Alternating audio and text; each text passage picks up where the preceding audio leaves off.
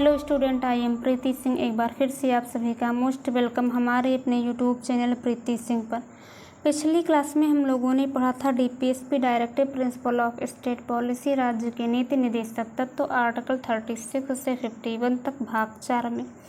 आज हम लोग पढ़ेंगे भाग 5। भाग 5 में किसकी चर्चा है? संघ यूनियन। इसमें आर्टिकल 52 से 61 तक आज हम लोग पढ़ेंगे आज की क्लास में, जिसमें राष्ट्रपति साहब की चर्चा की गई है। ओके, आर्टिकल 52 में क्या कहा गया है? राष्ट्रपति का पद, इनके पद की चर्चा की गई है आर्टिकल 52 में। ओके, आर्टिकल 53 में क्या कहा गया है?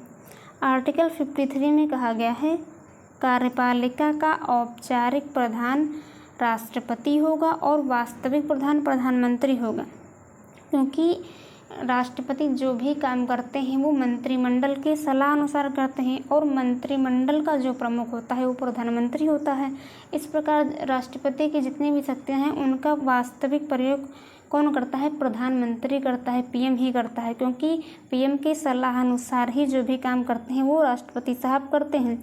इसलिए कहा गया है कार्यपालिका का औपचारिक प्रधान, मतलब नाम मात्र का प्रधान राष्ट्रपति होगा और उसका वास्तविक प्रधान प्रधानमंत्री होगा। ओके, और आर्टिकल 54 में कहा गया है, आर्टिकल 54 में कहा गया है राष्ट्रपति का निर्वाचन एकल संक्रमणीय अनुपातिक पद्धति द्वारा अप्रत्यक्ष रूप से होगा। अब इसको समझते हैं। एकल संक्रमणीय अनुपातिक पद्धति का मतलब क्या होता है कि जितने भी उम्मीदवार खड़े हैं इलेक्शन में उन सबको वरीयता के क्रम में वोट देना, जितने भी खड़े हैं सबको बारी बारी से सबको वोट देना। ओके, और अप्रत्यक्ष मतदान का मतलब जिसमें जनता भाग नहीं लेती है, जनता द्वारा चुने गए प्रतिनिधि भाग लेते हैं। ओके, ये था आर्टिकल 54 राष्ट्रपति का निर्वाचन। आर्टिकल 55 में कहा गया है राष्ट्रपति साहब का कोटा। राष्ट्रपति साहब के कोटा की चर्चा की गई। इसमें कहा गया है कि जमानत जब्त होने के बाद भी प्रत्याशी जीत सकता है, लेकिन कोटा में अगर वोट कम हो गया तो जीते हुए प्रत्याशी को भी हारा हुआ मान लिया जाता है। जमानत जब्त होने के बाद भी प्रत्याशी जीत सकता है, लेकिन कोटा से कम वोट मिलने पर जीते हुए प्रत्याशी को भी हटा दिया जाता है। इसलिए कोटा में वोट कम नहीं होना चाहिए। ओके, आर्टिकल 56 में कहा गया है राष्ट्रपति का कार्यकाल, इनके कार्यकाल की चर्चा की गई है कि जो राष्ट्रपति का कार्यकाल होगा वो 5 वर्ष का होगा। ओके, आर्टिकल 57 में कहा गया है एक ही राष्ट्रपति दोबारा चुनाव लड़ सकता है, लेकिन अभी तक केवल और केवल राजेंद्र प्रसाद ही दोबारा निर्वाचित हुए हैं, अभी तक और कोई दूसरा निर्वाचित नहीं हो पाया है।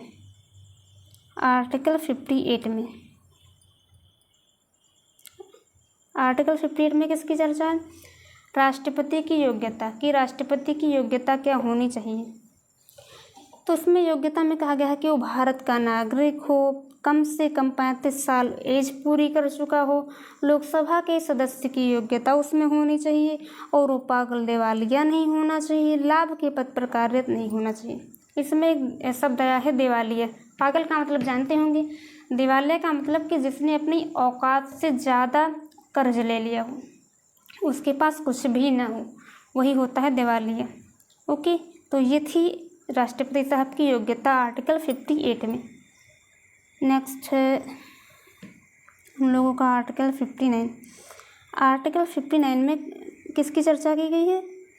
शर्तें। इसमें कुछ शर्त लागू की गई है, कंडीशन, कि वह संसद या विधानमंडल का सदस्य नहीं होना चाहिए, पहली शर्त ये है।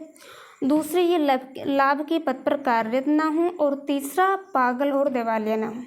ये शर्त रखी गई है आर्टिकल 59 में। ओके, आर्टिकल 60 में कहा गया है राष्ट्रपति का शपथ ग्रहण।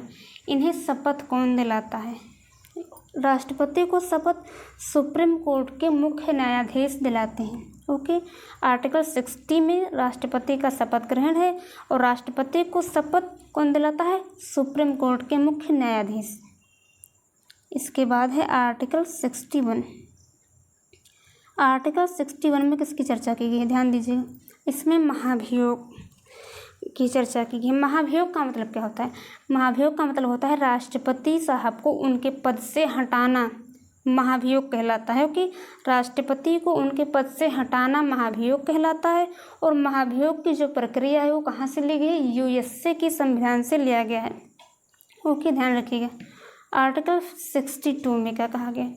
राष्ट्रपति साहब के पद का रिक्त होना, किन किन परिस्थितियों में इनका पद रिक्त हो सकता है?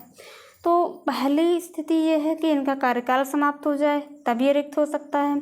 और दूसरा क्या है? ये त्यागपत्र दे दें तब भी रिक्त हो सकता है।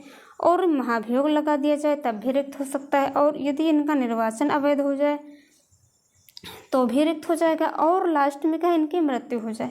तो ये ऐसी कंडीशन है कि 5 कंडीशन है कि इन परिस्थितियों में राष्ट्रपति साहब का पद रिक्त हो सकता है। ओके, तो फिर आज हम लोगों ने कितना पढ़ा? आर्टिकल 52 से पढ़ा 61 तक। ओके, ये था भाग 5।